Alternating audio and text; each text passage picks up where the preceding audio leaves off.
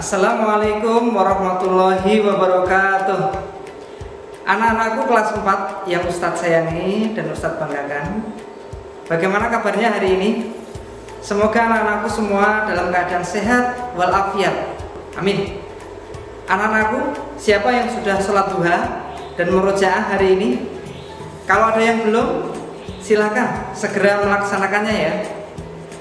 Anak-anakku, hari ini kita akan membahas tema 4, berbagai pekerjaan, subtema 1, jenis-jenis pekerjaan.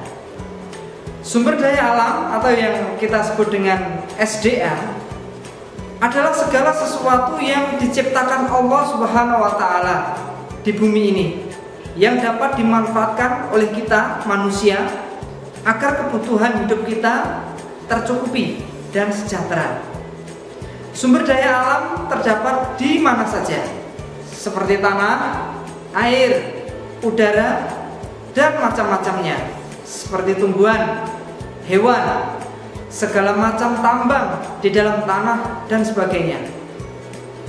Allah Subhanahu wa Ta'ala menciptakan segalanya sangat berlimpah agar manusia dapat memanfaatkannya dengan baik. Tetapi sayangnya manusia masih ada saja yang merusaknya.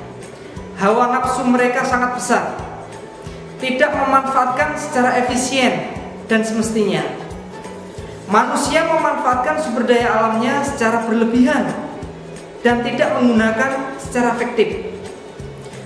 Perilaku menggunakan sumber daya alam secara berlebihan akan berakibat fatal bagi orang yang melakukannya, seperti tidak akan terpenuhinya kebutuhan-kebutuhan manusia yang amat sangat banyak dan tidak terbatas, sebagaimana yang telah Allah Subhanahu wa Ta'ala firmankan di dalam surah Al-Isra dan surah Al-An'am, yang artinya kurang lebih,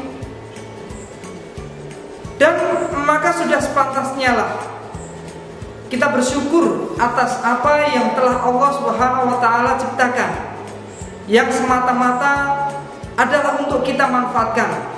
Karena Allah telah berjanji, barang siapa yang mensyukuri nikmatnya maka akan ditambah, tapi apabila kufur maka akan mendapat siksa yang amat pedih.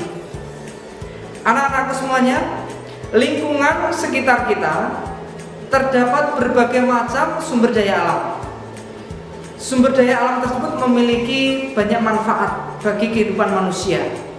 Contohnya, manusia memelihara ayam untuk diambil telurnya. Manusia memelihara sapi untuk diambil daging, susu, maupun tenaganya. Selain itu, manusia bisa menanam padi sebagai bahan makanan pokok. Manusia juga menerangi rumah dengan menggunakan energi listrik. Berbagai manfaat tersebut tidak akan terus-menerus diperoleh jika manusia tidak melakukan upaya menjaga keseimbangan alam. Sumber daya alam akan berkurang atau bahkan habis jika tidak dilestarikan. Oleh karena itu, perlu dilakukan upaya pelestarian sumber daya alam agar manfaatnya terus kita peroleh. Tahukah anak-anakku apa saja usaha yang dapat kita lakukan untuk menjaga keseimbangan alam? Ya, sebagai contoh, sumber daya alam, air, dapat kita manfaatkan untuk memenuhi kebutuhan sehari-hari kita, seperti mencuci, memasak, maupun mandi. Usaha melestarikannya dengan jalan mengambil dan menggunakan air yang berasal dari sumur resapan dengan sewajarnya, tidak perlu berlebihan.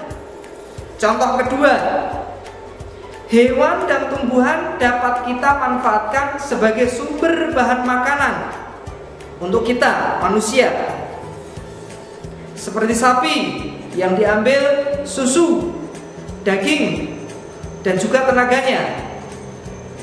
Sedangkan tumbuhan sebagai bahan baku industri seperti pohon sengon untuk industri triplek dan sebagainya. Dari penjelasan di atas dapat kita simpulkan bahwa setiap sumber daya alam mempunyai manfaat dan upaya pelestarian yang berbeda-beda. Kita dapat menyimpulkan upaya yang dilakukan untuk menjaga kelestarian sumber daya alam. Ya, Indonesia merupakan negara kepulauan yang memiliki keragaman bentuk muka bumi, baik di daratan maupun di dasar lautnya. Kondisi yang demikian ini ternyata mempunyai hubungan yang erat dengan aktivitas penduduknya. Penduduk Indonesia tersebar di berbagai daerah. Ada penduduk yang tinggal di daerah pantai, ada penduduk yang tinggal di dataran tinggi. Penduduk masyarakat biasanya memilih mata pencaharian mereka sesuai dengan ketersediaan sumber daya alam yang terkandung di alam sekitarnya. Ternyata kondisi geografis suatu wilayah mempengaruhi aktivitas penduduk yang tinggal di wilayah tersebut. Oleh karena itu masyarakat memiliki jenis pekerjaan yang berbeda-beda.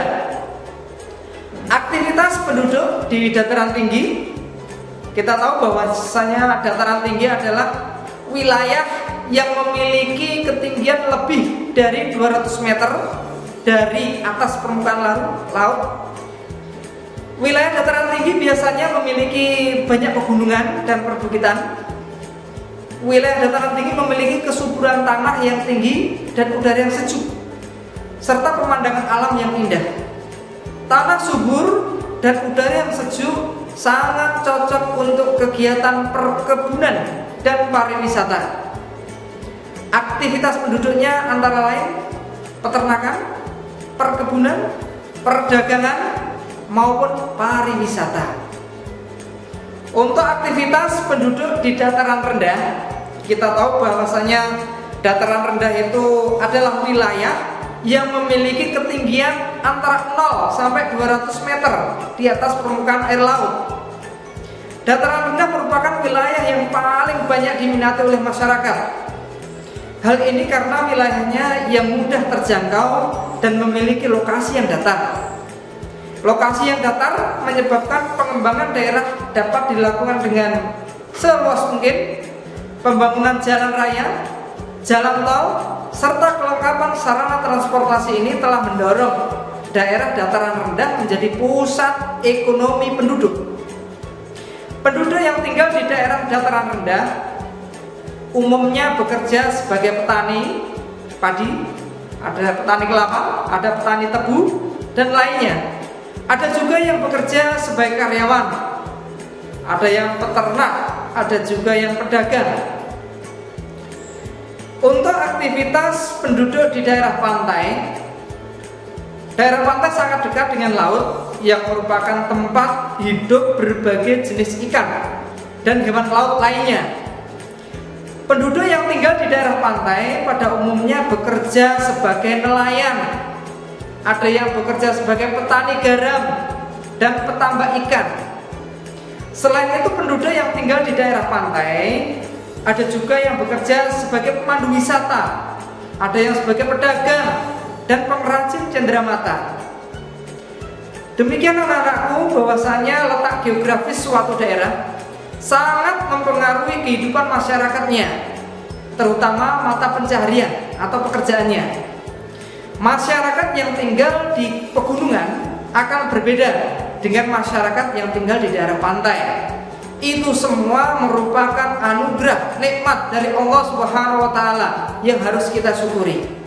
Semoga Allah memberikan keberkahan bagi kita semua. Amin.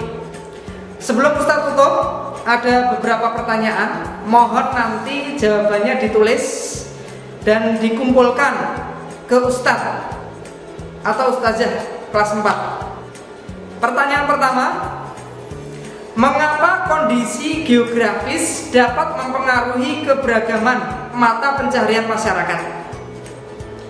Yang kedua, mengapa dataran tinggi merupakan lokasi yang tepat untuk perkebunan? Pertanyaan yang ketiga, tuliskan jenis-jenis pekerjaan yang dilakukan masyarakat di dataran rendah. Demikian anak-anakku, ada 3 pertanyaan. Terima kasih. Assalamualaikum warahmatullahi wabarakatuh.